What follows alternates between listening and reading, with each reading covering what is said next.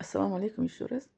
Это наша религия, такая религия, это ислам, что мы не имеем права сказать, что надоела жизнь или как устала, достали мне. Это мы не имеем права. Почему? Потому что когда мы уповаем на Аллаха, Аллах дает нам силы, энергия, и у нас все получится. Поэтому мы не должны сказать, что ой, как я устала, как достали мне, как это надоело мне эта жизнь, как это мучение мне, как это надоело.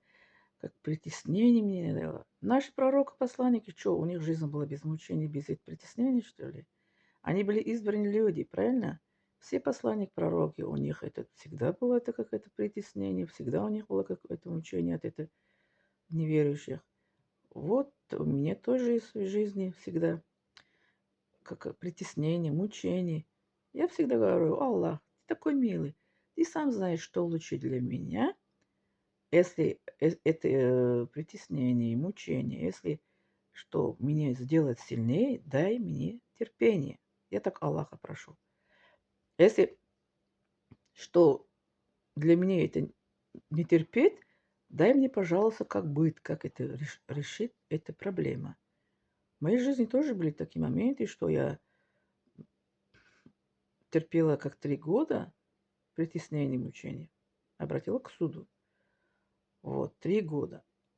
А я победила в суде. А бывают моменты, что мы как терпим, Аллах как это дает нам силы, энергия. Поэтому упование на Аллаха– это такая, как это, как говорят, такое действие, которое мы действуем, и всегда у нас будет связь с Аллахом. Это упование Аллаха, это, знаете, что это значит? Это что всегда у нас связь с Аллахом, который Он создал нас, где бы мы ни были. Потому что у этого пророка Мухаммада тоже хадис достоверный говорит, что где бы вы ни были, вы чувствуете, что Аллах, Аллаха видите. Мы так и должны это чувствовать, что Аллаха видим. Если Аллаха не видите, вы однозначно чувствуете, Аллах вас видит. Аллах нас везде видит. Если везде видит, слышит, а что еще остается? Только уповать на Аллаха, что Он как это видит, что мы, кроме Него, это не просим у кого-то помощь, правильно?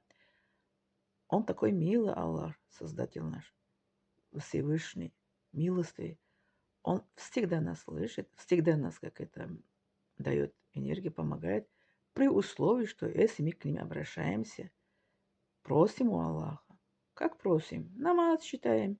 После намаза руку поднимем к Аллаху, просим. Вот. Пост, когда держим, открытый пост, тоже Аллаха просим. Кто хадж ездит в хадж, тоже Аллаха просит. Разные, как это, разные места, разные это моменты, разные варианты, что это просит у Аллаха. Так что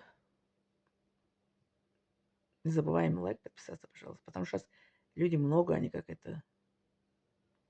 Немного, они, большинство людей, они как это стали растения, они забывают. Поэтому лайк от вас прошу. Подписаться хотите, подпишите. Не хотите, просто лайк ставьте, что другие тоже смотрели это видео. Пожалуйста. Спасибо за